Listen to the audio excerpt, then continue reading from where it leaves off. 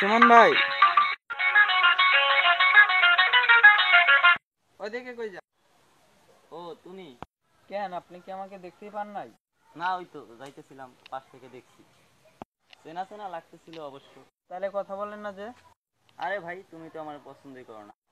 সুমন ভাই, ওইটা আরো 2 বছর আগের কাহিনী, হয়তো বা আর 2 বছর আগে একটা ভুল বুঝে বুঝলে হয়েছিল। ওটা এখন ধরে আপনি মনে রাখ, আমি তো মনে রাখি নাই। তুমি যে মনে রাখো নাই সেটাও তো কও নাই, আমি বুঝবো কিভাবে কও?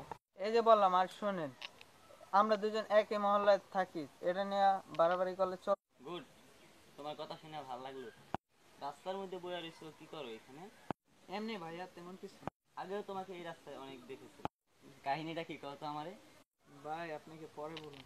বলবা যখন বইলেই।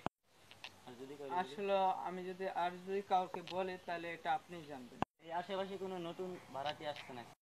নতুন আবার নতুন না, আসলে আমি এখন বলতে চাচ্ছি না। আমারই যেহেতু কইবা, তাহলে বইলা ফেলো। না লাগলে তুমি মুড়ি খাইতে খাইতে কও। না, আমি মুড়ি খাবো না, আমি আপনাকে পরে বলবো। আচ্ছা, বুঝছি।